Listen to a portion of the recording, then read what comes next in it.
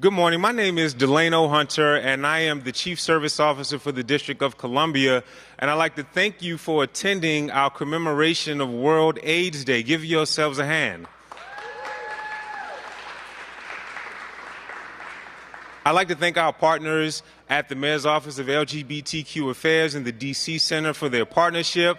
Give them a hand. And I'd like to thank my colleagues, my friends at Serve DC for all of your hard work. And for you, all of you all for attending on this Friday.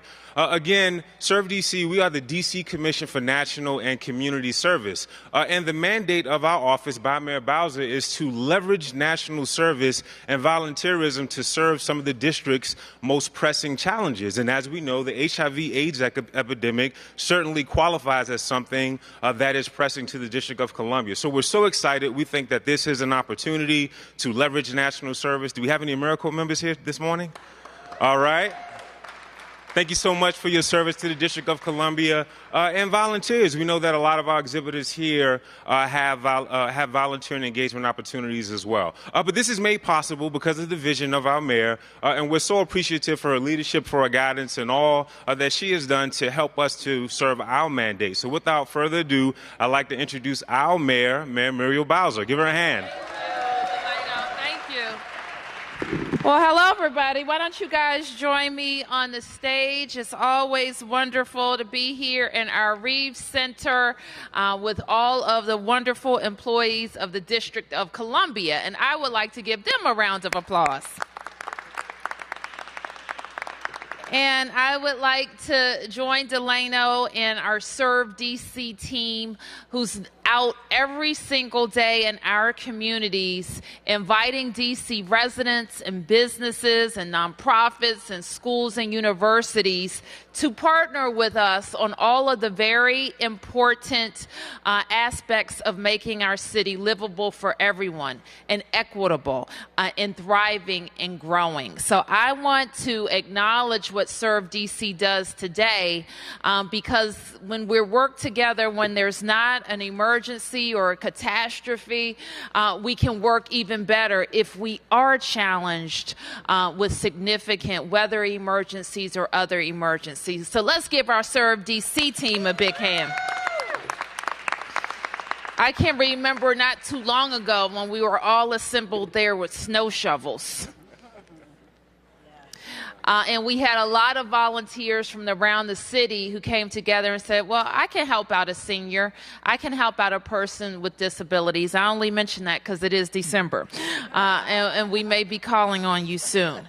But today we are here to talk about World AIDS Day and all that we are doing in our city to reduce new HIV infections, to make sure that DC residents are being tested and treated, and to make sure also that we are talking about removing the stigma of people who are living with HIV and AIDS so that they know that there are treatments available, and if they are compliant with those treatments, that they can live very, very long lives right here in Washington.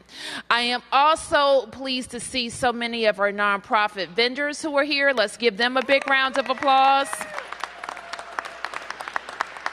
Talking about getting tested, talking about healthy sexual relationships, talking about going on vacation, you name it.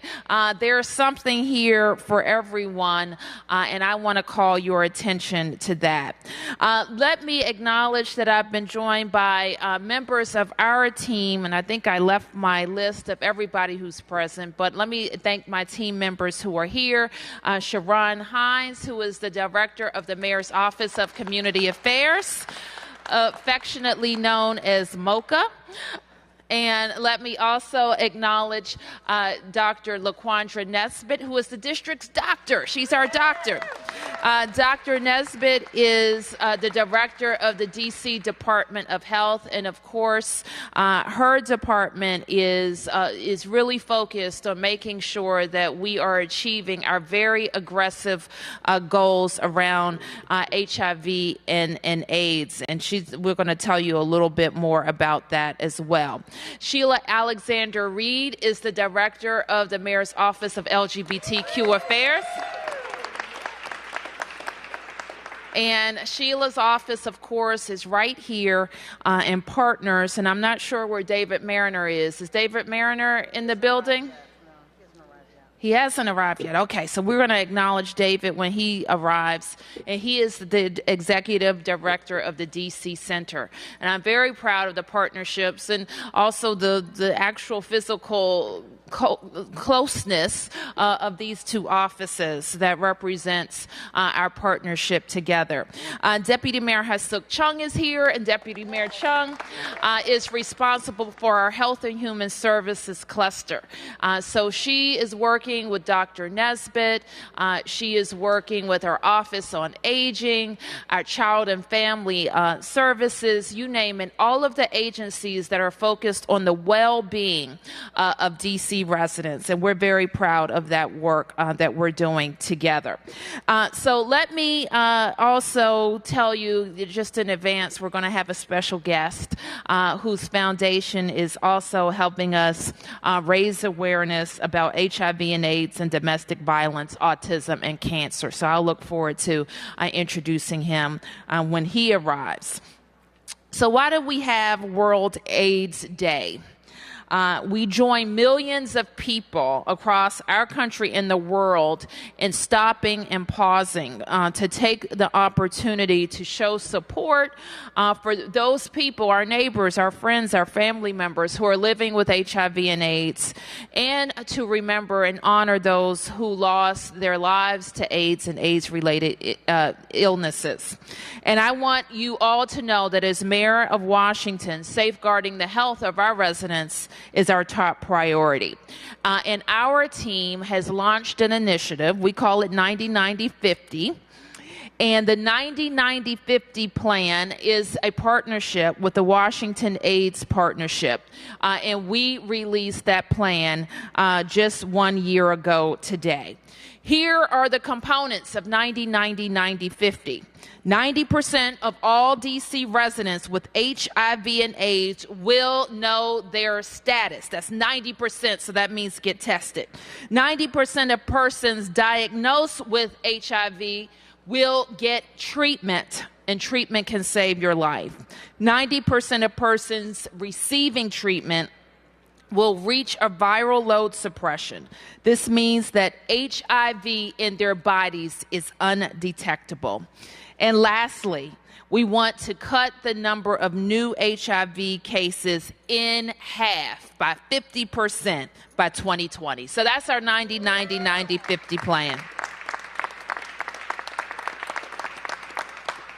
So earlier today, the DC Appleseed released a report confirming the effectiveness of our efforts.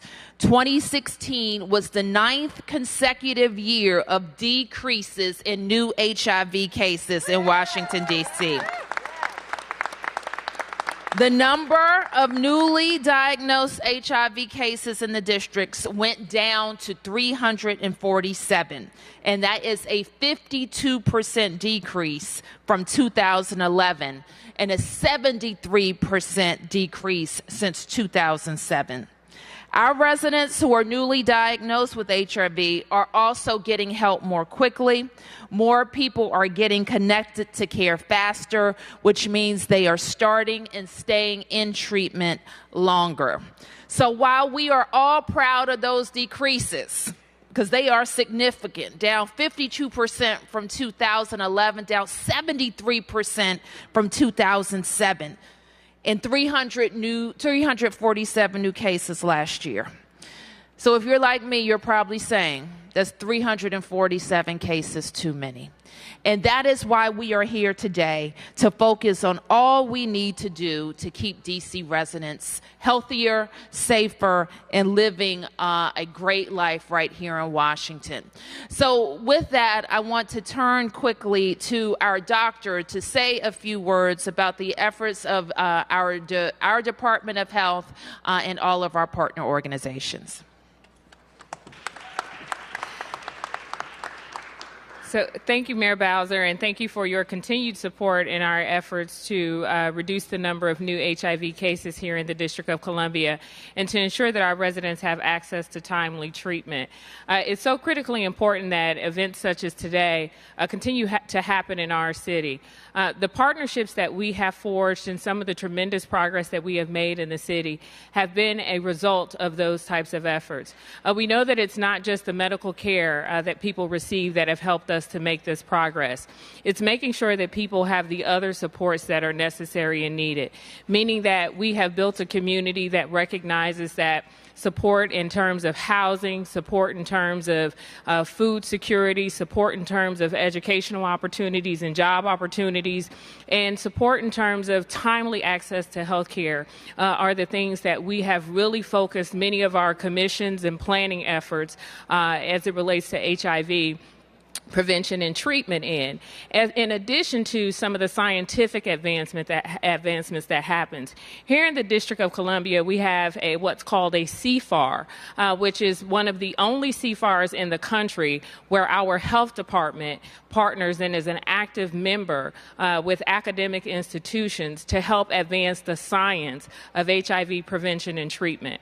And in that CFAR, we don't just focus on medical advances, we actually focus on what our residents need in terms of social support to be able to prevent HIV and to manage it when it happens, in terms of reducing stigma and making sure that everyone can be an active participant and sharing in the prosperity here in our city. So we look forward to everyone continuing in partnership with the health department and many of our social support organizations, our Office of LGBTQ Affairs, Serve DC, and many others that help us continue to make this progress and meet the many goals that we have outlined in our 90-90-90-50 plan. So we're happy to be here with many of you today, all of you today, in fact, and we look forward to continuing to make progress here in the District of Columbia. Thank you, Doc. Thank you very much.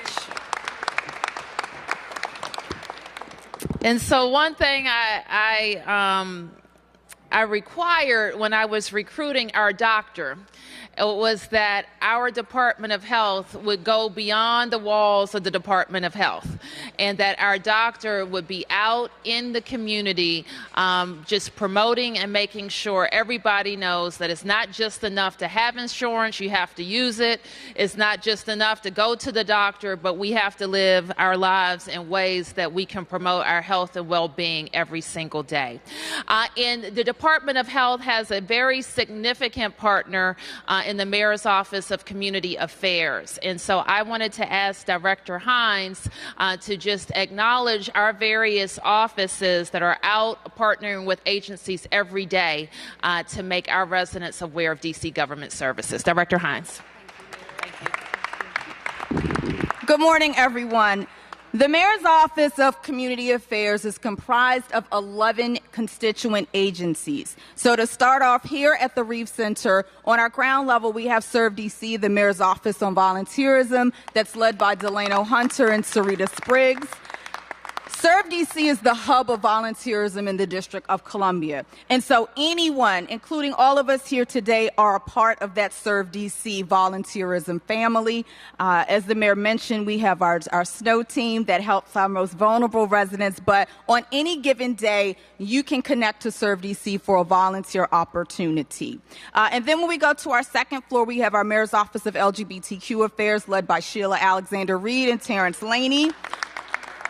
And enough said, a tremendous partner in our community, linking our residents who identify through the Mayor's Office of LGBTQ Affairs. And I see several board commissioner members here today, as well as our partners. And so totally comprising our MOCA family, we connect our DC residents with outreach and services and help them navigate through our government agencies. So there's no problem that's too small or too large. Next to our Mayor's Office of LGBTQ Affairs is our Mayor's Office on Latino Affairs, Somos Washington, led by Jackie Reyes and Julio Guiti Guevara.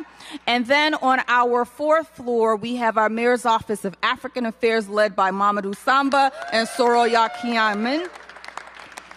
And then when we travel down the road a little bit to the John A. Wilson building, where the MOCA bullpen resides on our third floor, I am there, as well as the Mayor's Office on Women's Policy and Initiatives, led by Director Kimberly Bassett, who is here.